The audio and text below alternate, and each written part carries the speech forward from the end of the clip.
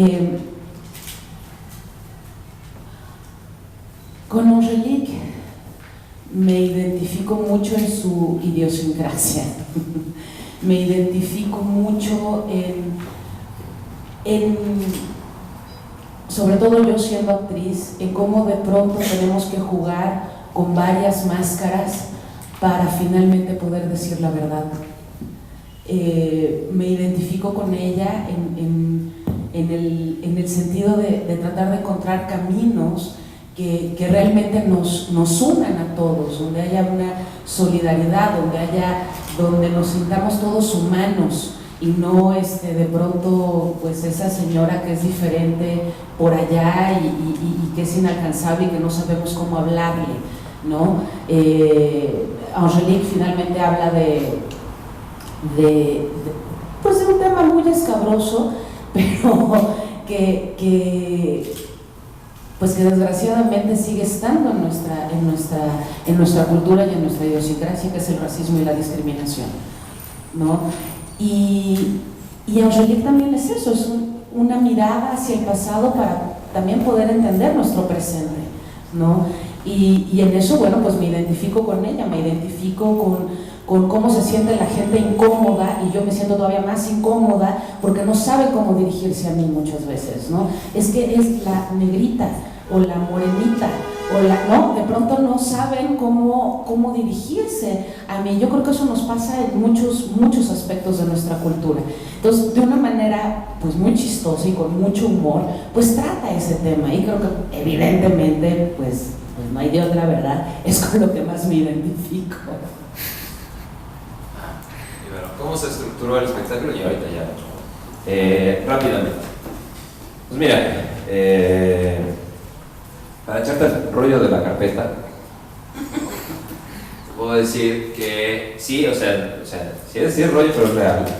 O sea, sí investigué mucho. Lo primero que se hizo fue la selección de las rolas, ¿no? Primero hubo una selección de canciones que tanto Muriel quería cantar como que yo quería escuchar en la voz de Muriel. Entonces, lo primero fue hacer la selección de esas canciones. Después de la selección de las canciones, pues evidentemente estudiar las canciones en su lírica, estudiar las canciones desde su origen, hacer una pequeña investigación de, bueno, cuándo fueron hechos, por quiénes fueron hechos, bla, bla, bla.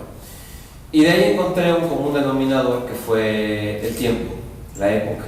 Y entonces cuando encontré ese común denominador, que te voy a ser sincero, lo forcé un poquito. Lo forcé un poquito porque hay algunas rolas que era muy raro que para hacer el personaje las conociera, etcétera, pero dije, sí, aguanta. Sí.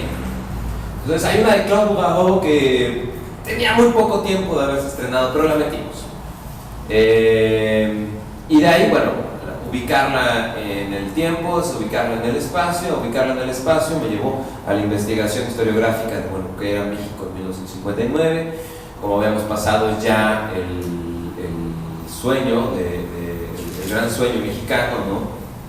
Esta gran economía que de pronto parecía que iba a repuntar y después se va para abajo, ¿no? Está López Mateos en el gobierno. ¿Qué sucede también culturalmente, políticamente, ¿no? Se crea el ISSSTE, vienen los resabios todavía del maximato, todavía existe la idea del maximato en México, y obviamente hay un vacío de poder en ese sentido que quiere llenarse por medio de cada uno de los presidentes, que ninguno logra de todos modos generar esta unión, en fin. O sea, hay toda una investigación histórica también que no vas a ver en la obra.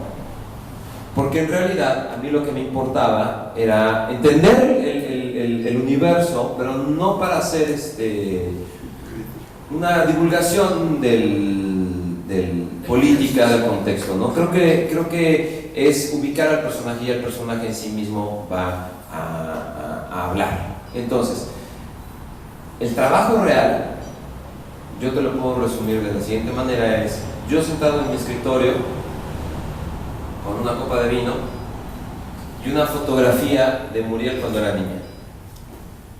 Y ahora lo que tenía a un lado, hay una foto de ella muy bonita que está en la playa y tiene una cara de pinga ¿no? Tiene una sonrisa de que acaba de hacer una travesura y sabes que acaba de hacer una travesura. Y entonces ahí empezaron a surgir, y yo creo, como dice un maestro mío, uno es el poeta que puede, no el que quiere. Yo quería hacer un espectáculo de cabaret muy chistoso y no me salió tan chistoso. O sea, simpático al principio, hay muy buenos chistes, hay cotorreo, que además, pues bueno, tiene la gracia de Muriel y tiene el encanto de Muriel y todo, pero en realidad, conforme iba pasando, se iba volviendo cada vez más melancólico y más doloroso, porque justo a partir de toda esa investigación y sobre todo de datos que encontré respecto a lo que es la tercera raíz de la negritud en México y cómo fue borrada de un plumazo por uno de los grandes próceres de la cultura en México, que fue Vasconcelos, que si bien hizo grandes cosas, pues bueno, también dijo México es blanco, mestizo e indígena y fin de la historia, y así se va a dividir México culturalmente. Y entonces, pues nada, dejó a los negros, a los chinos y a otros tantos, minorías, pues realmente minorías, que por ejemplo la comunidad negra no es tan minoría que digamos, o sea, es cosa de irse a la costa chica de Guerrero de Oaxaca, al norte, y bueno, es investigarlo un poquito más y entender, por ejemplo, desde dónde viene. Y viene a partir de que en México no se abolió la esclavitud muy rápido, mucho más rápido que por ejemplo en Estados Unidos, y eso permitió una mezcla mucho más rápida y al mismo tiempo una invisibilización del asunto. Esto es una serie de factores lo que nos lleva a saber que en México no hay negros, no existe. No, en México no hay negros, punto. O sea, se acabó, ¿no? Los negros tienen que ser extranjeros.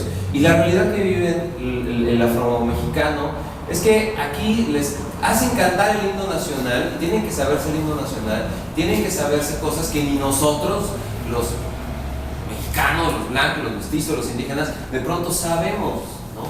Pero ellos la tienen que saber porque tienen que comportarse como si fueran extranjeros en su propia tierra.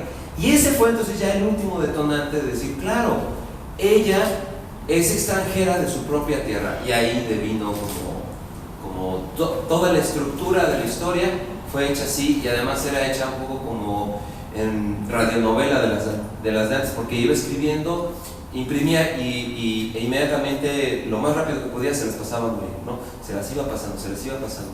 Y entonces pues ella iba leyendo casi al tiempo de cómo yo iba escribiendo. No terminé la obra y después se la pasé, sino que en realidad fue un proceso en el cual fuimos todo el tiempo juntos.